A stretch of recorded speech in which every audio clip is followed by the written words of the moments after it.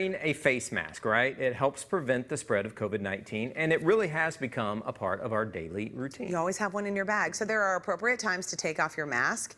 And makeup wearers, you may have already experienced this. So you wear it for a bit, then your foundation may be all on the inside of your mask. Not great, but there are some ways to prevent that transfer. So here to share how you can make your makeup last under your mask, we welcome TCL's beauty guru, Sara Bartlett, to Twin Cities Live via Skype. Sara, file this under things I never thought I'd talk about on this show, but lo and behold, 2020 is upon us. I know, and we're here for it. We're ready to adapt. We've got some great ideas for how to handle this right ahead. Yes, that is very good. Okay, so if you want to make your makeup last, you want to choose a particular type of foundation and concealer. So what should we refresh our makeup bag with?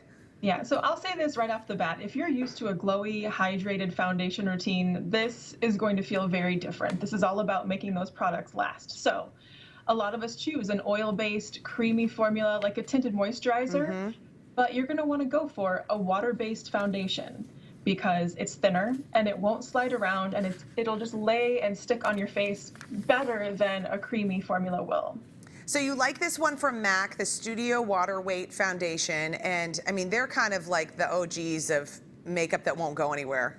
Yeah, absolutely. So MAC has that one. The drugstore brand NYX has a brand, Stay Matte But Not Flat Foundation. That's a really good one too. They feel very similar. They're really watery when you start working with it, so that might be something new.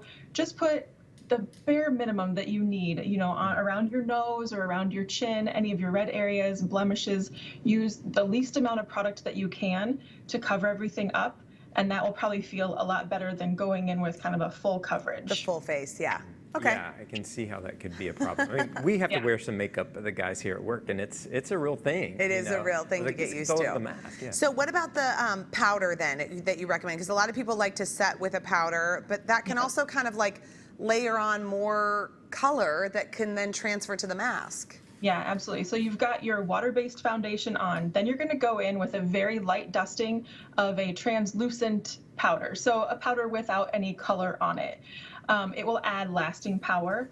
It could feel a little cakey, so I like to suggest that you, again, use just the bare minimum, just the very least that you can get away with to help set that foundation down. I really like the Beauty Bakery flour powder. It's so cute and it works really well. And a good name too. Cute. Yeah, absolutely, absolutely. And then Maybelline Fit Me powder at the drugstore is also a great option too. I like powders that have mica in the ingredients, though talc is a common one that's perfectly fine too. If you find that your skin is getting a little bit itchy, check your powder and see if it has bismuth oxychloride in the ingredient list. That could be the culprit, so steer clear of that. Oh, wow. That's maybe a common irritant, or people develop a little bit of a sensitivity to it? People can just be sensitive to that particular ingredient. I'm one of them, so I always try to avoid that. Okay, that's good to know. Now, the final step. Yeah. The setting spray. All right, and then you're going to lock it in. I love it. Yeah, so lock it in with a good setting spray. Urban Decay's All Nighter is the gold standard. It's great. You know, you can find it at Ulta and a few higher end stores like that, but it'll last forever and it's fantastic. So a setting spray does two things. It helps meld your face makeup together, and it also creates a protective barrier between your makeup and moisture and surfaces that can rub it away. So that's why it's so effective. I had no idea that this was a thing. I know. See? Setting spray is good for people who work in TV, because actually for Paul, like if you're doing a newscast earlier in the night, it might make it last longer until the late news. And so maybe then on the 10 o'clock news, you still look fresh as a daisy. Yeah, I like that because that's hard to do by the time you get to the end of the day. Sara, this is such good advice. Thank you so much. It's so nice to see you. And I hope we didn't wake your dog Gravy up, because we don't want to disturb him ever. You know what? He's on the floor next to me, snoozing away, so we got away with it. We did. Okay, I'm glad.